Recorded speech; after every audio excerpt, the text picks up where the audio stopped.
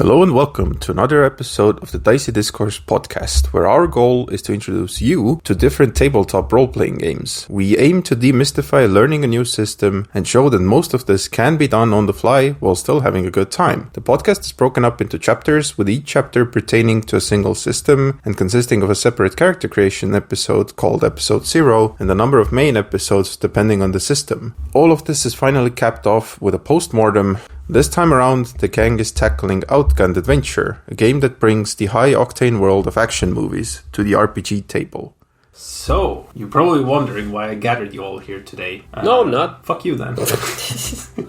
But we're gonna play through a totally original, not at all stolen from somewhere, little campaign of Outgunned Adventure.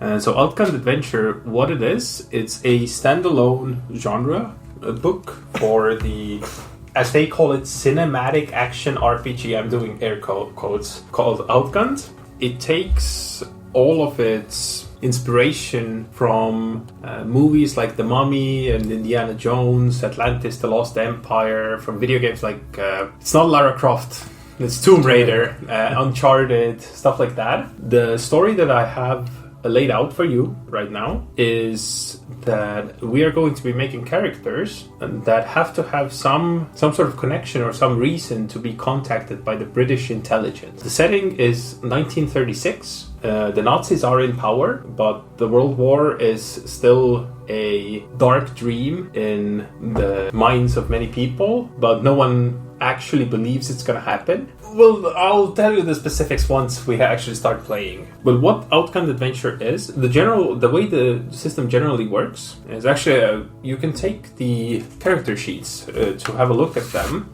so you can kind of have more of an idea of what I'm talking about. You have your stats and you have your skills, and you combine a skill and a stat and roll that amount of d6s. And what you are looking for is matching numbers. It doesn't matter if it's a 6 or if it's 1. As long as you have as many of the same as possible. A basic success to succeed at like sort of easy tasks that would still require rolling is you need to roll doubles. A regular task called a critical success, you need to roll triples, and from then on. And if you get 6 in a row, like 6 of the same, that's called a jackpot, then you basically just win the game. Kind of. And I will walk you guys through the character creation one by one. And first of all, what you need to do is you need to choose a role. I put cards on the table that have the roles written on them. I'll read them out. You can be either the daredevil, the guardian, the captain, the hunter, the heart, the star, the professor, the technician, the scoundrel, or the smuggler. And so what the roles do is they give you a point in an attribute and points in skills, and you also get to choose 2 feats that are yes, featfinder.com. 2 feats that are they are shared amongst the roles somewhat, but for example, the technician will have different feats than the star, and yeah, so you can look at them, look at the roles. I see that 2 of you have already picked. I think Anna is going with the captain. I have a pretty complete concept of the character already, so okay. I'm the daredevil. Good shit. And then Villo, I think, is choosing between the technician and the heart. Actually, it's a bit wider. Oh, okay. What choice? I have some good ideas for the scoundrel as well, possibly. He, of course, has to have a French accent. For the scoundrel, I can give you... Or the guardian. It's actually really hard to pick here. So, classic scoundrels in movies, as said by the Outgunned Adventure book itself, is Short Round in Indiana Jones and the Temple of Doom, Chloe Fraser in Uncharted, Benny Gabor in The Mummy, Jack Dawson in Titanic, and Lupin the Third in Lupin the Third the First. I have no clue what the fuck that is, but... Yeah. It's a detective anime. Oh, really? Yeah. So, and about the scoundrel, it says, a lovable crook, an urchin who came up on the street, or a gentleman thief. Basically, the spy from Team Fortress 2 is what I'm immediately imagining. Sure. Also with a French accent. Oui. Oui. Can you actually give me some examples of the heart? Oh, of the heart. Classic hearts in movies are Alan Parrish in Jumanji, Samwise Gamgee in The Lord of the Rings, course.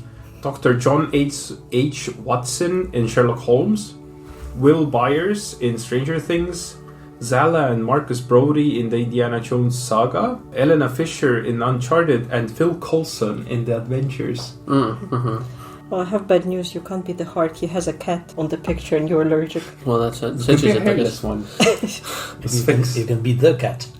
No, if it's a hairless cat, then I'm the villain. Oh, no. Not fair. True. Yeah, I'm gonna go with the scoundrel then. Okay, It Scoundrel. just sounds le fun. If you turn around the card, it will show you where you can put your extra skill points and your attribute point. Do we get all of these skill points? Yes. You are meant to be like competent characters. Okay. And looking at the character sheet, it looks like we already have 2 points in each attribute. Is that right? Yes. So this gets a third? Yes. So, for example, the captain gets a third point in the attribute nerves. And then 10 skills as well. So basically, I add like 1 point to each of these skills, or what? Yes, exactly. I am proficient in crime. No, it's fine because he actually speaks French, so... Oh, that's true. A little. It's allowed. Quite generous with the skills. Yeah, it really is. As I said, you're meant to be very competent characters. And in general, this game kind of... It assumes mostly one-shots, or like a connected series of one-shots, like a trilogy. Yeah. Because as we all know, there's only 3 Indiana Jones movies. Yeah. Why would you even bring that up? That's obvious. So we can choose 2 feats. Yes, you can choose feats. And is there like anywhere we can read on the feats? Yes, in the book. I can send it around since Yeah. you're already like there. What about tropes? We'll get to that once we're finished with what everything get from the roll. All right. So, yeah, in this game you have both a roll and a trope. And so the roles are this like very general things of like what your character is and what they do. And tropes are a little bit like hone in on this kind of character idea that you have.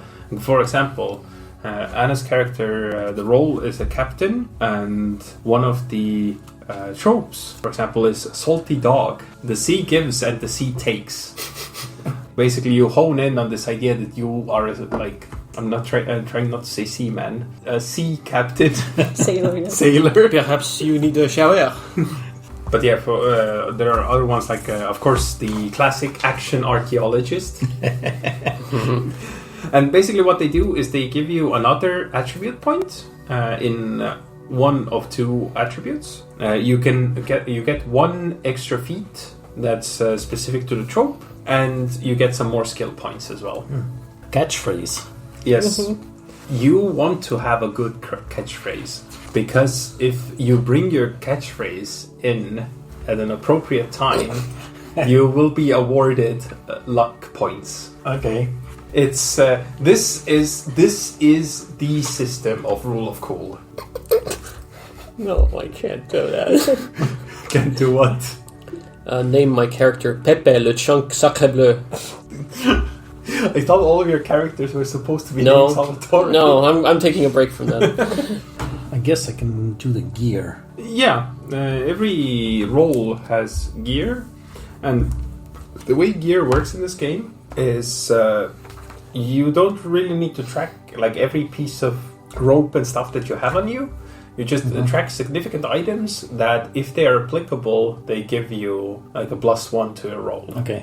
Or what can happen is if you don't have rope and you need to climb a wall or like rappel down a cliffside, you actually get a -1 to your... On the character sheet, there are these bullet marks in the gear spot. Do they mean anything? If you have things that have uses to them. So, for example, if I think you took the Daredevil, you're probably going to get a pistol or a revolver. Yes, exactly. So you should mark down like 2 bullets. That's how many like magazines you have. 2. Yeah, and but the way the magazines work is basically you only lose you run empty when you like critically fail something. Okay. So otherwise, your 6-shooter holds 26 shots or however many necessary.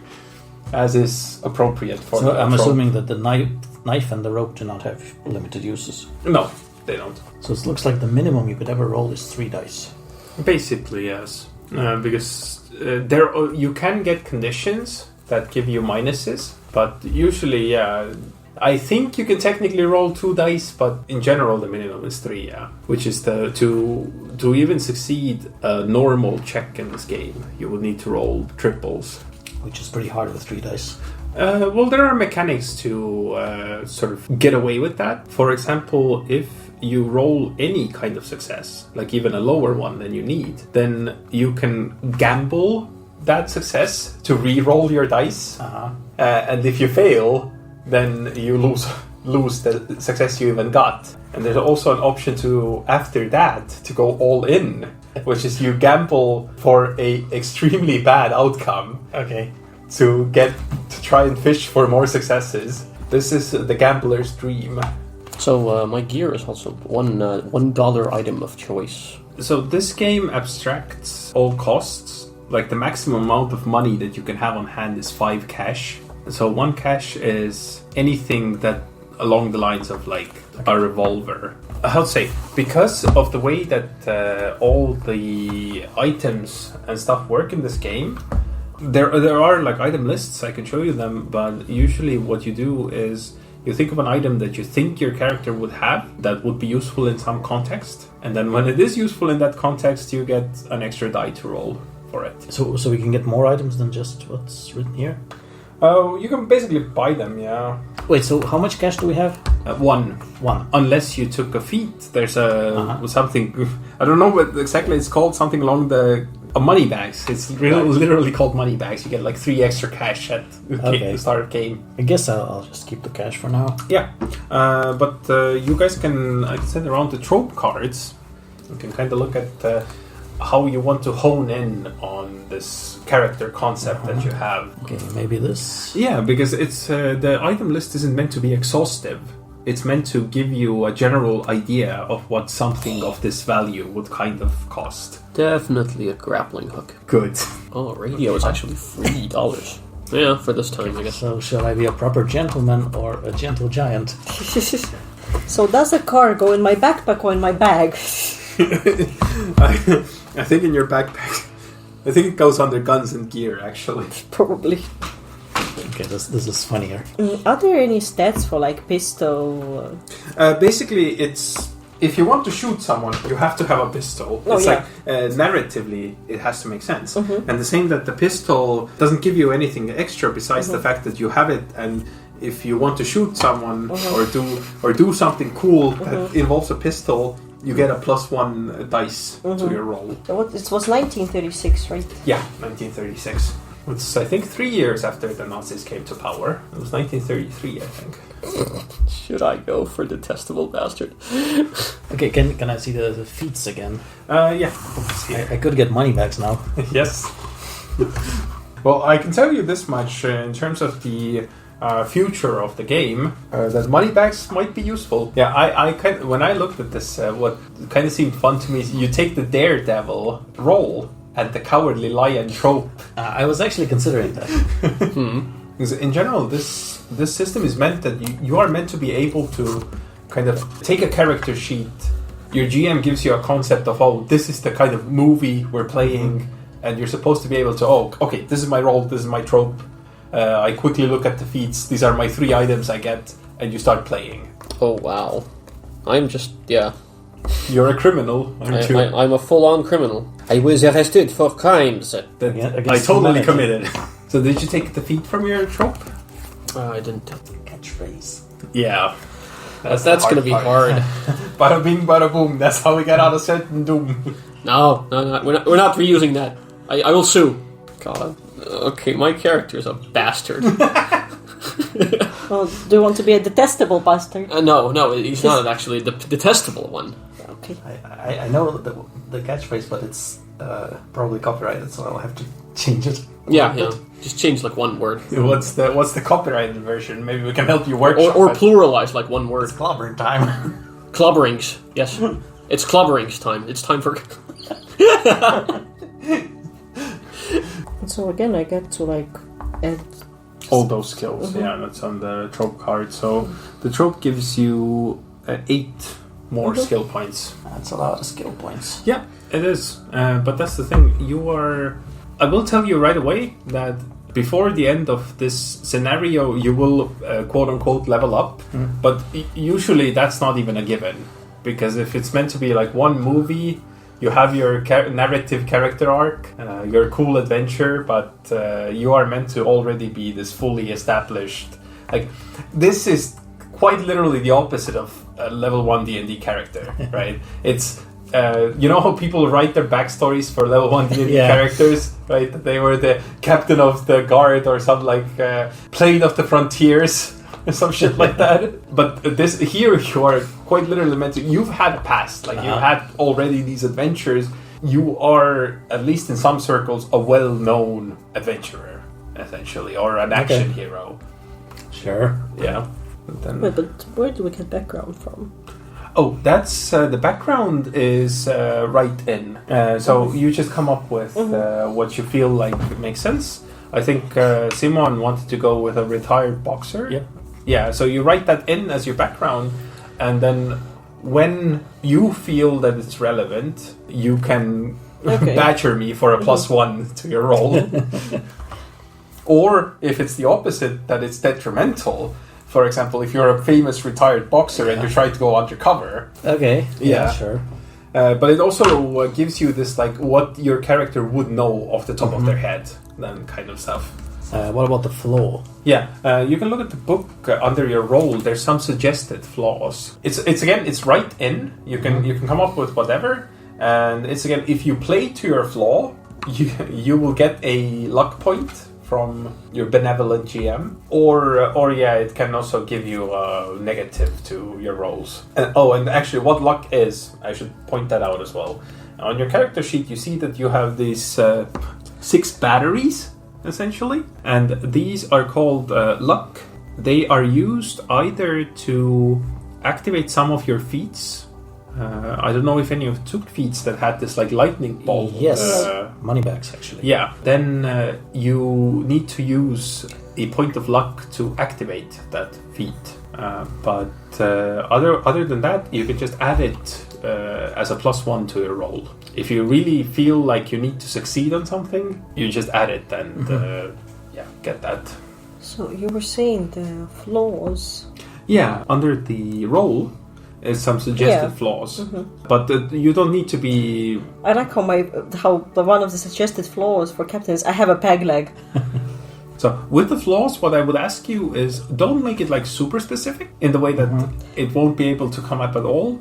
But also maybe don't make it super prevalent. Don't make a dysfunctional character. Yeah, basically. Yeah. Oh, disguise actually doesn't say that it uses luck, but it has the luck sort of mark on it. No, it still uses, because it says that some feats have the lightning bolt symbol beside their name. This means that they can only be activated by spending 1 luck. Okay.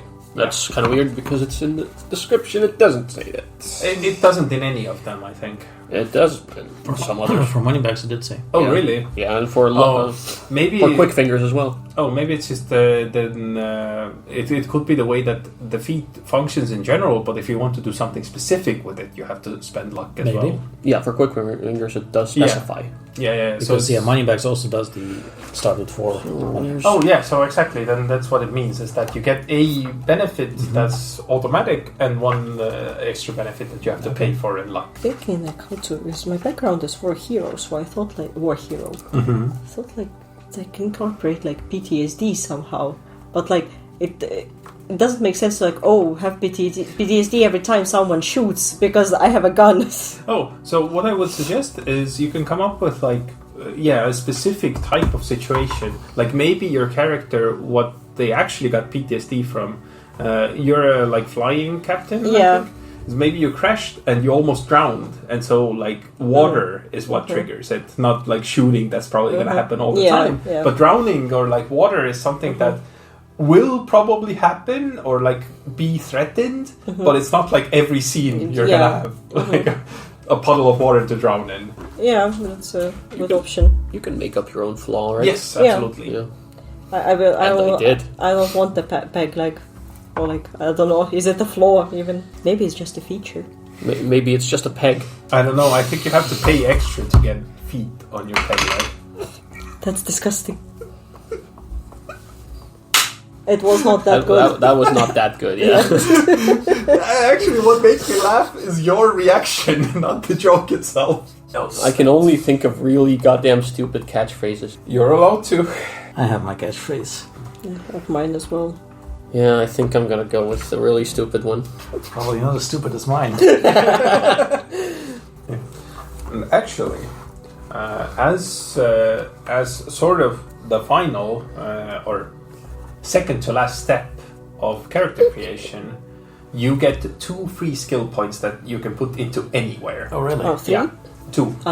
2 free, yes. Can you put them in the free, same one? Yeah, no, I can no. see, yeah. Can you put them in the same skill? Wait, did I? Yeah, Am I an idiot? as long as it doesn't go over 3, like over the max.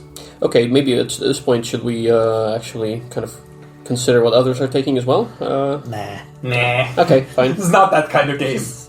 I do have a question. What does the force skill mean? It's under brawn, right? Yes. So if you need to force a door, if you need to, like as a boxer, you need to hold back like an enemy without because there's I think melee is or fight is separate, right? Yeah. And But endure. but force would be if you're like for example, a very classic kind of adventure movie thing to do is the car starts driving away and you grab onto it to like lift it up so the wheels don't touch the ground. Okay, so that's just like general strong stuff. Yeah, basically. But what would like stunt stay for here? Oh, it's also on the brawn. Oh, actually, I should also offer to you that if you want, you can choose to be an young or an old adventurer as well, instead of just adult one. I was thinking that I'm pretty old. Okay. Can I ask what does style do in this case? Wait, let me finish with the old thing. Yeah. So, what you get with old is actually you can choose another feat from either your role or your trope. Okay. But on the little death roulette that you see on your character, you have to color in number 2 as well. Yes, of course. Well, you were actually first finding what stunt is. Yes. Oh, yeah. I'm trying. Yeah, I will do that. I don't know what the death roulette is yet, but sure. What could go wrong? So yeah. basically, the death roulette is you have 12 HP or grit. So you can see right under your this like background and name and stuff like that. And if you run out of those, you have to start rolling a d6 every round, whether you bite the dust or not. Okay. And every round you roll, you have to get above your... Well, for everyone else, they have to get above a 1. For you, you have to get above a 2. So, you were asking for stunt. Yes. So, it's under brawn, and brawn is use brawn for all actions that require physical effort. And specifically, the stunt under that is jump or run recklessly, dodge bullets. Okay. So that kind of thing. Someone asked for another... Style. Under smooth. Style is under smooth. So smooth is show off how smooth you are when you have to interact with other people or want to manipulate them. And style specifically is show style and elegance, clean up nice, or prove your artistic talent. Interesting. Yeah, so for example, if you were a musician, you would want to have high style because that's how basically someone throws you or like sits you down at a piano and says, "Oh, you're a musician, play for us," and then you roll for style to impress them. Play us a song. You're the piano man. You are the piano man, after all. That is very true. My character is focused on brawn and smooth. I have lots of stuff in there. I kind of have a lot of nerves and smooth as well. I have lots and lots and lots of crime. And also nerves. Does anyone have focus? A little bit. I have fair fix. I have little, well, like a fair bit of skills in there too, yeah. Does anyone have any more heal than the baseline? Heal? Yeah. Oh, no. Same. Why? Why would you? Who cares about that? And then finally, you can mark down 1 luck and 1 spotlight. Where's the spotlight? So what the spotlight does is You can use a spotlight. How do you mark it? How do you mark a lock? Anyway, just circle Just it. color it in, I guess. No, okay. So you begin the game with one spotlight and can spend it to gain a success without rolling dice in like most circumstances. You can remove a condition, or you can save one of your friends from dying. Basically, what the spotlight means is that for this brief moment, you kind of take over as the GM and describe what happens. It's that like epic moment in the movie where the hero pulls off this like badass thing. So, can we then maybe do character introductions? Let's go around the horn. Maybe start out from that side with Simon. Okay, let's see. I gotta get the voice right. Yeah. My name is Benjamin Wainworth. I used to be called Big Ben when I was still a pro boxer. Now I'm just training the next generation, so to speak. And I am also a gentleman. I dress in a three-piece suit always, except when I'm brawling, of course. Then it's down to the what's it called? This Jock strap? Yeah. Not the jock strap. I know. It's the suspenders. Yeah. Undershirt and suspenders. Yeah. And my flaw is that I am always looking for an excuse to go back to the old glory days. And my catchphrase is, "It's fisticuffs time." That's a good one. It's this kind of voice. Yeah. Old school. No, it's fisting time. No. I'm still workshopping like the nickname, but his name, my name is Gérard Boisvert. Gérard Boisvert. I am a scoundrel. My trope is indispensable rogue. I'm a 31-year-old, and I deal in unscrupulous home visits. I'm a burglar. My flaw is basically Gérard thinks he's God's gift to women, and the catchphrase is, "It's sacré bleu time." I told you it was stupid. I told you it was mega stupid. You're right. But I'm actually at the same time kind of proud of it.